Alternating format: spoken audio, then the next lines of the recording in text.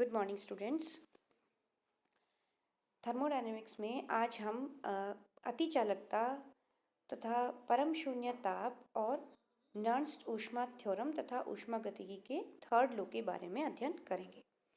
तो देखिए, अतिचालकता का थोड़ा सा ब्रीफली हम आपको इंट्रोडक्शन देंगे। बाकी जो सुपर कंडक्टिविटी है उसके बारे में आप जो ग्रोस स्टडी है वो फाइनल ईयर की सॉलिड स्टेट फिजिक्स में करेंगे। तो आज देखिए, हम आपको थोड़ी बहुत जानकारी दे रहे हैं सुपर कंडक्टिविटी के बारे में। सुपर कंडक्टर्स क्या होते हैं? कंडक्टर, इंसुलेटर और सेमीकंडक्टर, इन तीनों के बारे में आपने इलेक्ट्रॉनिक्स में बहुत अच्छे से जानते हैं, पढ़ा भी है और समझते हैं।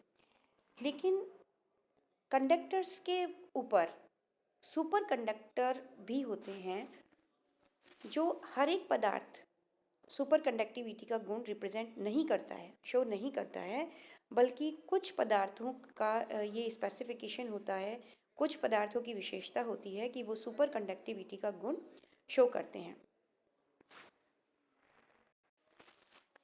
तो देखिए, जब सबसे पहले कैमरलिंग ऑन्स ने 1911 में अतिचालकता की खोज की थी। किस तरह से? जब उन्होंने पारे का एक विशिष्ट सैंपल, मतलब एक बहुत प्योर सैंपल लिया और उसका प्रतिरोध द्रव हीलियम टेम्परेचर के ऊपर, मतलब कि बहुत न्यून ताप पर, द्रव हीलियम टेम्परेचर मतलब बहुत न्यून तापमान पर पारे का एक बहुत प्योर सैंपल लिया और उसका प्रतिरोध 4 केल्विन पर 0.08 ओम से जब उन्होंने उसका कंडक्टिविटी या हम कहें रजिस्टिविटी का अध्ययन किया, बहुत न्यून तापमान पर उसको सैंपल को लेकर आए, तो उन्होंने क्या देखा कि जैसे जैसे टेम्परेचर कम हो रहा है और जैसे ही टेम्परेचर 4 केल्विन टेम्परेचर पर पहुंचता है, देखिए तापमान कम होने के साथ साथ प्रतिरोधकता कम होती है, तो ये तो नॉर्मल बिहेवियर है। लेकिन जैसे ही 4 केल्विन टेम्परेचर पर पहुँचे, उन्होंने क्या देखा कि प्रतिरोधकता एब्रप्टली, बहुत अचानक से गिर जाती है। कितनी हो गई गिरकर? 3 × 10⁻⁻⁶ ओम, 3 केल्विन पर। 4 केल्विन से जैसे 3 केल्विन तक टेम्परेचर उसका कम हुआ सैंपल का, प्रतिरोधकता घटकर 3 × 10⁻⁻⁶ ओम रह गई। तो ये प्रतिरोधकता अप्रोक्सीमेट जीरो की तरफ अप्रोच कर रही है, अप्रोक्सीमेट जीरो हो गई। तो यह जो इसका प्रतिरोध का कम होना है, ये बहुत ही स्मॉल टेम्परेचर इंटरवल में, लगभग 0.1 केल्विन के ताप अंतराल में ही घटित हो गया। 4 केल्विन से नीचे जाने पर जैसे केवल 0.1 केल्विन टेम्परेचर के इंटरवल में प्रतिरोधकता 10⁻⁻⁶ गुना रह गई। तो यह जो व्यवहार है, प्रतिरोधकता इतनी कम होने का मतलब कि चालकता इन्फिनिटी की तरफ जा रही है, मतलब बहुत ज़्यादा बढ़ गई। और यह जो इस प्रॉपर्टी है, यह कुछ धातु हैं, अतिचालक धातु, यौगिक और उनसे बने मिश्र धातु शो करते हैं। लेकिन जो तापमान होता है, जिस तापमान से कम जाने पर यह अतिचालकता का गुण शो होता है, वह तापमान सभी के लिए फिक्स होता है, एक निर्धारित होता है, जिसे क्रांतिक ताप कहा जाता है, और यह उस पदार्थ की विशेषता होती है। तो इस विशिष्ट तापमान को पदार्थ का क्रांतिक ताप, ट्रांजिशन या संक्रमण ताप, क्रिटिकल टेम्परेचर और ट्रांजिशनल टेम्परेचर कहते हैं। जैसे कि पारे के लिए जो टीसी आया वो आता है 4.15 केल्विन। 4.15 केल्विन से नीचे जाने पर यह अतिचालकता का गुण शो करेगा और उसके ऊपर इसकी नॉर्मल स्टेट रहेगी।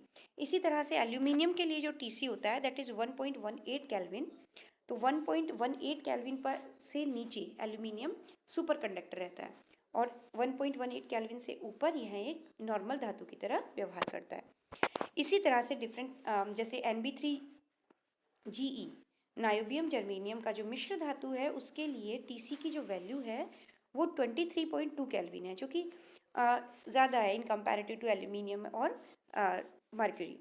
तो इसकी जो वैल्यू आती है 23.2 केल्विन आती है, जिसे इजीली है तो कम, टेम्परेचर तो बहुत कम है, लेकिन उसे प्राप्त किया जा सकता है। बाकी जो न्यून तापमान है, इसीलिए हमने पहले लो टेम्परेचर प्रोडक्शन के डिफरेंट मेथड्स पढ़े थे, ताकि जहाँ जहाँ न्यून तापमान की ज़रूरत पड़ती है, जिन प्रयोगों के लिए या जिन एप्लीकेशंस के लिए, तो वहाँ पर हम सब, क्योंकि देखिए अगर आपको सुपर कंडक्टर की ज़रूरत है, आपको ऐसा कोई एपरेटस बनाना है जहाँ पर आपको कंडक्टिविटी बहुत हाई चाहिए और लॉन्ग टाइम के लिए चाहिए, तो हम वहाँ सुपर कंडक्टर का यूज़ करते हैं।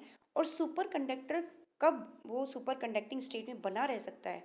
सुपर कंडक्टर कोई स्पेसिफिक मटेरियल नहीं है, मटेरियल आपका वही है जो नॉर्मल धातु है या मिश्र धातु है, लेकिन उसका सुपर कंडक्टर का जो गुण है वो कब प्रदर्शित होगा? जब हम उसे क्रिटिकल टेम्परेचर के नीचे जाएंगे, और इस क्रिटिकल टेम्परेचर तक पहुंचना ही मुश्किल काम है। तो वो किसके थ्रू हम पहुंचेंगे?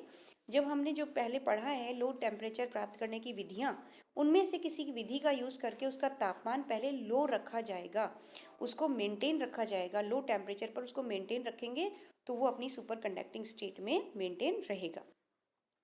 तो देखिए जो क्रांतिक ताप होता है वह पदार्थ के समस्थानिक के द्रव्यमान के ऊपर भी निर्भर करता है। तो जो टीसी होता है that is directly proportional to M. M is the mass of an isotope and M की पावर माइनस बीटा। जो टीसी होता है वो हमें ये तो पता चल गया कि जो समस्थानिक का द्रव्यमान है उसके रेसिप्रोकल होता है, या हम कहें कि उसके इन्वर्सली प्रोपोर्शनल है। लेकिन घात में हम कितना लगाएंगे, तो ये जो प्रयोगों के द्वारा ज्ञात किया गया, तो ये जो घात की वैल्यू आती है, पावर की वैल्यू आती है दैट इज 0.5। इसका मतलब कि टीसी इन्वर्सली प्रोपोर्शनल होता है रूट एम के। समस्थानिक जितना बड़ा होगा, जितना उसका मास ज़्यादा होगा, उसका क्रांतिक तापमान उतना ही कम होगा, और समस्थानिक का द्रव्यमान जितना कम होगा उसका टीसी या क्रांतिक ताप उतना ही ज़्यादा होगा। तो यह जो प्रभाव है इसको समस्थानिक प्रभाव भी कहा जाता है। क्रांतिक ताप से कम ताप पर अतिचालक धातुओं की प्रतिरोधकता रो नगण्य हो जाती है तथा यह परिवर्तन अत्यधिक तीक्ष्ण होता है। अगर क्रांतिक ताप पर हमने देखा कि क्रांतिक ताप से जैसे ही हम नीचे जाते हैं, देखिए डायग्राम में सामान्य धातु का जो प्रतिरोधकता है वो धीरे धीरे कम हो रही है टेम्परेचर के साथ। जो डॉटेड लाइन है वो नॉर्मल मेटल के लिए हमें दर्शाई गई है। तो इसकी प्रतिरोधकता धीरे धीरे कम होती जाएगी, लेकिन एब्रप्टली कम नहीं होगी, ये स्लोली कम होती जाएगी। इसी तरह अगर अतिचालक धातु की हम बात करेंगे तो टीसी के ऊपर, जैसे टीसी तक हम पहुंचेंगे तो टीसी के ऊपर प्रतिरोधकता एकदम से गिरकर जीरो की तरफ अप्रोच करेगी। तो यह जो व्यवहार होता है ये अतिचालकों का होता है। अतिचालकों में ताप परिवर्तन से वैद्युत गुणों के साथ साथ चुंबकीय गुणों में भी कुछ एबनॉर्मल बिहेवियर प्रदर्शित होते हैं। जैसे अतिचालक पदार्थ के प्रतिदर्श या सैंपल को चुंबकीय क्षेत्र में रखकर यदि उसे क्रिटिकल टेम्परेचर से कम तापमान तक ठंडा किया जाता है तो उसमें उपस्थित संपूर्ण चुंबकीय फ्लक्स निष्कासित हो जाता है। इसका मतलब क्या है कि हमने एक मटेरियल लिया जो कि अभी अपनी नॉर्मल स्टेट में है और उसको चुंबकीय क्षेत्र के बीच में रख दिया, तो क्या होगा, मैग्नेटिक फील्ड लाइंस जो होती हैं, लाइन ऑफ फोर्सेस जो होती हैं, वो उसके अंदर से गुजरेंगी, उसको क्रॉस पेनेट्रेट करते हुए निकलेंगी। लेकिन अब इस टाइम पर अगर हमने उसका तापमान, अभी भी वो मैग्नेटिक फील्ड के अंदर रखा है, लेकिन अगर उसका तापमान टीसी से कम कर दिया जाए, उसके क्रांतिक तापमान से कम कर दिया जाए, तो सुपर कंडक्टिंग स्टेट में पहुंच जाएगा। अब क्या होगा कि लाइन ऑफ फोर्सेस जो गुजर रही थी, पेनेट्रेट करके जा रही थी अंदर से, वह अब बाहर से निकलेंगी, वो मटेरियल के अंदर से क्रॉस नहीं कर पाएंगी।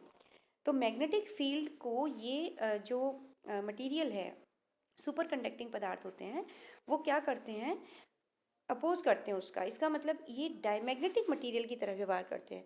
डायमैग्नेटिक मटेरियल्स जो होते हैं उनका भी यही बिहेवियर होता है कि वह मैग्नेटिक फील्ड में रखे जाने पर उनके अंदर एक negative in magnetic intensity produce हो जाती है या इंड्यूस हो जाती है, जिसकी वजह से वो उनके अंदर का मैग्नेटिक फील्ड ज़ीरो हो जाता है, वो अपोज करते हैं मैग्नेटिक फील्ड का। तो यहाँ भी यही हो रहा है कि पदार्थ पूर्णतः डायमैग्नेटिक बन जाता है और इस इफेक्ट को मेजनर इफेक्ट कहते हैं। अब देखिए, संक्रमण अथवा क्रांतिक ताप टीसी से कम तापमान टी पर पदार्थ की अतिचालकता प्रबल चुंबकीय क्षेत्र आरोपित करने पर नष्ट हो जाती है। अगर कोई पदार्थ है जो कि सुपर कंडक्टर है अभी, और उसका तापमान हम बढ़ा रहे हैं, तो जैसे जैसे टेम्परेचर बढ़ाएंगे, जैसे टीसी के ऊपर पहुंचेंगे तो उसका सुपर कंडक्टर का गुण खत्म हो जाएगा। लेकिन साथ ही साथ देखिए, अगर पदार्थ टीसी से कम तापमान पर है, मतलब कि वो सुपर कंडक्टिंग स्टेट में है, और अब हम उसके ऊपर चुंबकीय क्षेत्र की तीव्रता को बढ़ा रहे हैं, उसके ऊपर चुंबकीय क्षेत्र लगा रहे हैं और उसकी तीव्रता को कंटिन्यूसली बढ़ा रहे हैं, तो एक ऐसा चुंबकीय क्षेत्र हमें मिलेगा जिसे हम क्रिटिकल मैग्नेटिक फील्ड या क्रांतिक चुंबकीय क्षेत्र HC से रिप्रेजेंट करेंगे। HC के ऊपर भी उसका चुंबक जो सुपर कंडक्टिंग प्रॉपर्टी है या सुपर कंडक्टर का जो गुण है वो पूरी तरह से नष्ट हो जाएगा, चाहे उसका टेम्परेचर TC से कम ही क्यों ना हो। तो ये जो इन दोनों के बीच का कर्व है HC और T के बीच में, TC के बीच में किस तरह से वेरी करता है कि जैसे जैसे TC की वैल्यू कम होती जा रही है वैसे वैसे HC की वैल्यू बढ़ती जाएगी। जैसे जैसे TC की वैल्यू बढ़ेगी वैसे वैसे HC की ज़रूरत ही नहीं पड़ेगी। अगर TC को हम TC से ऊपर अप्लाई कर दें टेम्परेचर को तो HC की ज़रूरत ही नहीं पड़ेगी।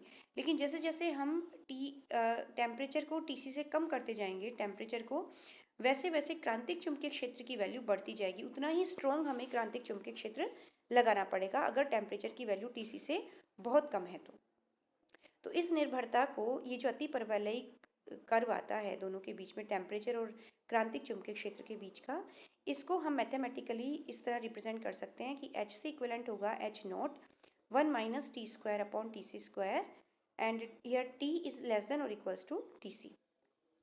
धातुओं में अतिचालक अवस्था चालक इलेक्ट्रॉन्स की ऑर्डर्ड स्टेट मानी जाती है, जिसमें शिथिलता है मुक्त इलेक्ट्रॉन के युग्मों की रचना हो जाती है।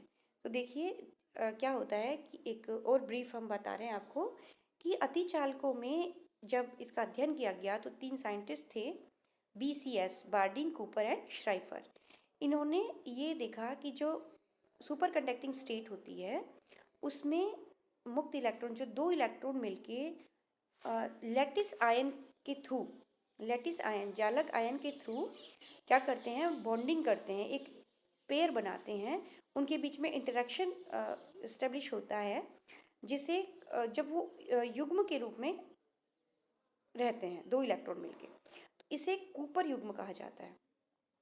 ओके, और जो सुपर कंडक्टिंग स्टेट है उसमें इलेक्ट्रॉन्स की मोर ऑर्डर्ड अवस्था मिलती है, मतलब कि जो एंट्रोपी होती है वो बहुत कम हो जाती है सुपर कंडक्टिंग स्टेट में, और नॉर्मल स्टेट में ऑर्डरनेस कम हो जाती है। नॉर्मल स्टेट में ऑर्डरनेस कम हो जाती है क्योंकि मुक्त इलेक्ट्रॉन मुक्त फ्रीली घूमते रहते हैं और वो लेस ऑर्डर्ड स्टेट है, उनकी एंट्रोपी हाई होती है।